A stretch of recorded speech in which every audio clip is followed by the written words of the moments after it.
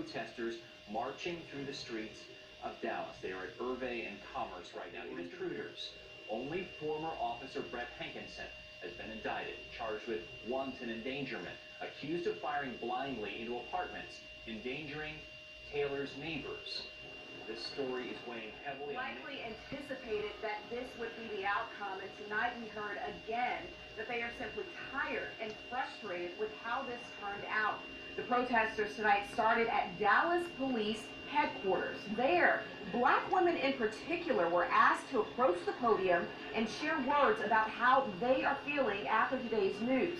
Protesters then began marching throughout the city, and at one point they ended up here at City Hall, where city leaders are discussing, even now as we speak, the city budget. This is significant because we've heard protesters over the last several months talk about funding and how much actually goes to the police department. Tonight we heard from these people who gathered at the police department and marched through the streets, and also caught up with the Dallas Police Oversight Chairman. And yet, until that is changed, this policing in America is a failure. I wouldn't say I'm tired, but I'm way past tired. You know, I wouldn't say I'm over it, but I've been over it a long time ago. Really, right now, I'm just heartbroken, hurt, and disappointed. It's not a bad apple. It's not one person that's scapegoating. It's their training, it's their policies. Those led to Breonna Taylor being killed. Breonna Taylor!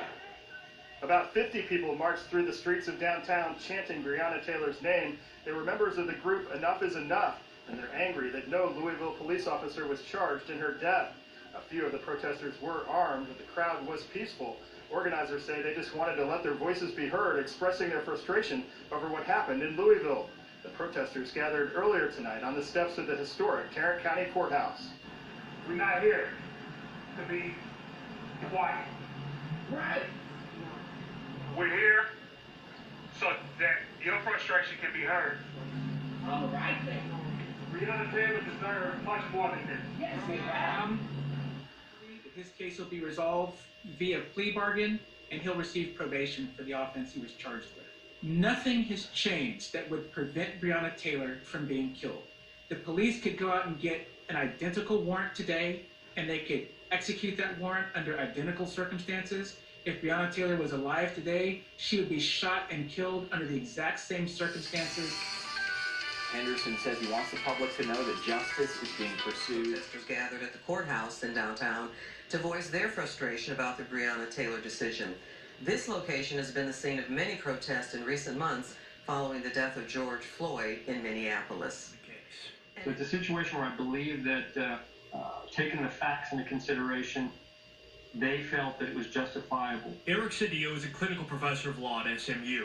He says in most states, an officer returning fire after they've been shot, as Officer Mattingly was, could be considered justified depending on the facts. He was hit in the thigh, immediately, and it was the first shot. He didn't fire the first shot.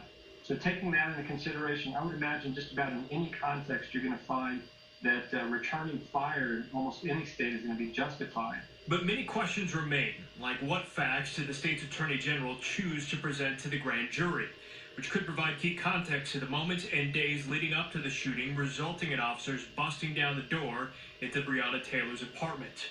Her boyfriend, a licensed gun owner, fired his gun in response, saying he didn't know who was coming in. The officers say they announced themselves, and the Kentucky AG says there was a witness corroborating that. Breonna had no priors, had no history of violence in any context. So, why not wait for her to come to the door and give her ample time to respond? I really would want to know a lot more about the preparation leading up to the execution of that warrant. Those are my primary outstanding questions. Former Arlington Police Chief Thron Bowman also wants to know more about what happened leading up to the shooting. Some reports have said the officers believed Taylor was alone in the apartment. I sure question why forced entry was necessary if they believed she was unarmed, if they believed that there were no hazards to the officers, if they thought she was there alone. I question why that might have been the case. Especially important when Bowman says officers need to be focused on de-escalation in their interactions with the community. Police officers and police departments now in every interaction with a member of the community should be thinking de-escalation, for example. They should go into that interaction looking for ways to bring down the anxiety, to bring down the temperature of that engagement.